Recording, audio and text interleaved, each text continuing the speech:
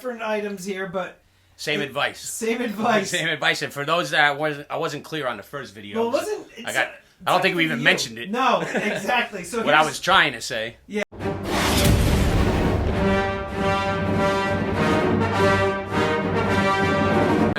What's happening, man? What's going on? Not much. So here's the deal. Okay, you and I recorded a video a couple months ago. Right. You were doing same table. Yep. Big silver lot. Different items here, but same advice. Same advice. Same advice. And for those that I wasn't clear on the first video. Well, I don't think we even mentioned it. No, exactly. So what I was trying to say. Yeah. This was the stuff to stay away from. Hold on. The secondary market stuff. Hold on. Let me tell them though first. Those of you that are not sure as to what it is we're talking about, you're going to be able to right up here click this link because that's going to take you to the video in which Andrew and I were discussing types of silver you stay away from, right. And Andrew never really said. And this isn't any fault of yours. It's just we never really said explicitly which silver to stay away from. So that being said, Andrew, what I was trying to say in the video is to stay away from the secondary market stuff. Show us what's secondary market. So the secondary market stuff is like this. A lot of people even asked, what the hell is secondary market stuff? This is stuff that's out of the package, has tarnishes, has dings on it, toning, as opposed to this stuff that's brand new in the package. People prefer this, but I did see a lot of comments saying, silver, who cares about, but the only reason I say that is you're going to get less money when you sell this back. Yeah. Don't get me wrong, it's good that you can buy it at a low premium, but if you came right now and you sold me this, I'd probably be 50 cents less on the one out of the package. And that's because you as I have to resell it. Exactly. I have to resell it, but it works the other way too. That stuff's on my site. This is way cheaper than any of the other stuff in packages and stuff like that. Okay. Any of this stuff too. This stuff's beautiful stuff, but it's taken out of the package. Here's a little Bitcoin. I thought that was Canadian wildlife. I thought that was the Shiba one. But any of this stuff, it's out of the package. It's like I don't know. It's just less desirable. If you were to buy it, what are you gonna do with it? Right. You have to sell it in the secondary market at a discount compared to the other stuff. Just like right. Just like when you bought it. And there's people that, like you said, they wouldn't mind. Yeah, some people don't care at all. But you got to remember the possibility that you're going to get less when you sell it. Right. Right. Which, if you don't care, that's your preference. But me personally, I don't know. I always try to tell people not to open them, not to scratch them up too much, because when they go to resell it, it will make a difference. Okay. And what about you? You're a dealer too. I know. If somebody brought you something out of the package and kind of dinged up, you'd be at less also, no? Absolutely would be a lot less. In fact, sometimes I will order things that are brand new. Right. And sometimes just in transit, sometimes the things come out of the capsules. Yeah, they ding together, the capsules break. And I have to contact the wholesalers and kills the value. It kills the value, but then they'll have to try to track down the special capsule or whatever it is. But no, you're 100% correct in that the stuff that's out of capsules and somebody was just, had them laying in a lot, they've gotten scratched up or what have you. And like this stuff that you're saying has less value. So that's one type of silver. The secondary... Let's not less value, because it is... Anything on here, these are 10-ounce bars. They're all 10 ounces of silver. But less that condition, the condition of it just lessens the value slightly. Right.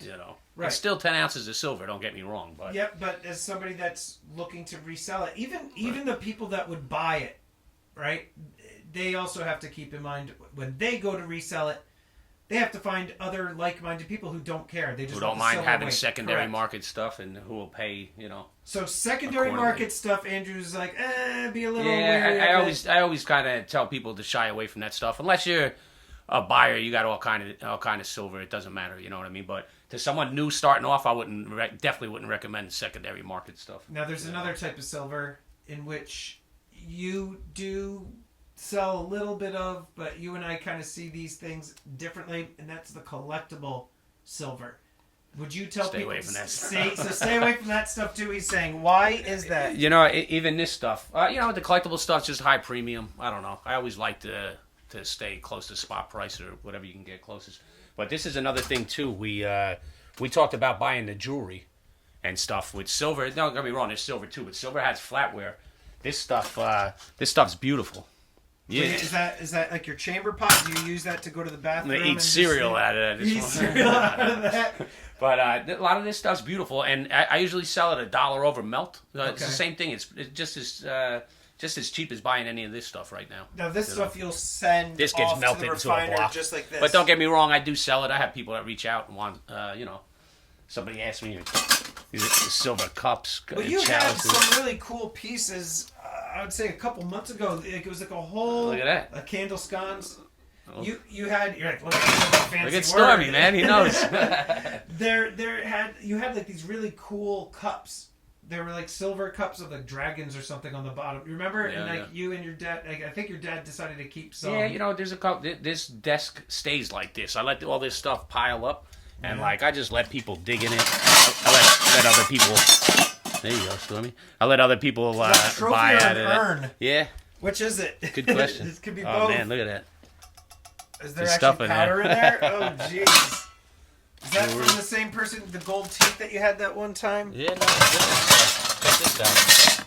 These are flatware gold-plated in silver. Do you think people should stack silver like that? Like, if you get it at the right price, we mentioned it with the scrap gold. There's a purity, there's a weight, and there's a price for the day. If you can get it at a reasonable price, it's no different than buying any of this other stuff, Yeah. It might be a little bit tougher to resell, but if you can buy it and at close to spot price, why not? Well, let's go back to the whole discussion real quick about the collectible silver, because that's something that I love to buy and sell, just like the high premium silver collectible things. And you have like, I mean, yeah, and the koalas here, the dinner plate koalas. They're on my website right now for spot plus $5 an ounce. Yeah, that's cheap. That's a good price. Do you think though people should stack this type of silver, or do you think that's the thing? You have a kilo bar like this. Yeah. I'm selling this for $5 over spot, right? The kilo coin. Right. That's $150 over melt. Where like a regular kilo, a generic kilo, right? I'm probably at $1.50 over spot. So dollar over far spot. less so expensive. It's a lot less expensive, but that's a kookaburra. That's like a koala. That's a pretty cool coin. It is. And but then when you think about the resale, like let's say there was just a regular person who went to your website to buy that. When they go to resell it, they have to expect to probably lose money unless spot takes off. Unless spot takes off, or the premiums go up on that stuff. But a lot of misconception people have is that they're going to take it to a business and they're going to get paid out what it's worth. Right. Yeah, I mean, something like that, you'd have to wait till the price of silver skyrockets to cash out on. Yeah. And how long would you say you hold on to an item like that before you say, you know what, to hell with that, I'm not going to lock up my money and I'm going to, just send it to the refiner? Me, personally? Yeah. Oh, me? That went on there's only 2 of them. They go right on my website. And then, I'll give it a couple of weeks. If it don't sell, I'll dump it. Dump it. I don't dump it, but I sell it on the wholesale market. But there's probably $2-3 over spot on the wholesale market, Right. And how about cast poured bars like these? Yeah, anything new went on my website. Any of this stuff. Well, those were new, and now you just dinged the hell out of these things. They're in the holders. Oh, these are Silver Town. Right, the prospectors with the donkey there. No. What out of let's just say this stuff here on your table? Right. What's your biggest seller? 10-ounce bars sell. The 10-ounce bars. Yeah, 10-ounce bars. More than 100-ounce? More than 100-ounce. And 100-ounce bars, I'll have them up on the site tomorrow. I think I'm selling it for spot plus $1, spot plus 75 cents. 100-ounce bars. It's cheap. These are up there for spot plus 125. Some of the newer stuff like Engelhart and stuff like that are $3. But do people care for this type of stuff, like when you see Provident or Atmex branded things, or like JM Bullion? Yeah, they really just want in the package. As long as it's new in the package, any of this stuff, they're all the same price on my site. Any of this stuff. Not these, but... Now, out of the 3 things that you said people should stay away from, okay? So let's review. You said stay away from the secondary market dinged up poo-poo stuff. And only because I don't like the resale on it. Resale's tough. When you go back to sell it, you're not going to get as much money as you're probably expecting. And then the second thing was the stuff that's kind of just like out and about and trashed, like, or just laying in a bin somewhere. They didn't care for it. Yeah, I mean, And- unless you're buying it close to spot price, you know what I mean. And then the collectibles. So out of those three, You know how I feel about the collectibles. I know. So would you say of the three, which is the worst to stay away from? Like any Collectibles. Collectible.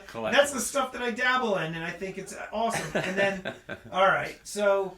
And then I guess, listen to why, right? Yeah. You buy a collectible and you buy a secondary market, right? That collectible, you're paying $100 for an ounce of silver, Where this, you're not gonna get full silver price, but you get 50 cents. You'll lose less money on this, Yeah. It's No, collectibles. that's true. A collectible is tough. When you buy the collectible stuff, your only option is to sell it. Anything else, you're probably gonna lose on it. You know what I mean? Selling it retail. But you have to also think of the avenues in which you're going to possibly resell it. So if somebody can resell it on eBay, they'll end up doing okay, or if you're in a private group or Stick whatever. to 10-ounce bars and Stick 100-ounce to 10-ounce bars. Silver's easy, Silver, Yeah.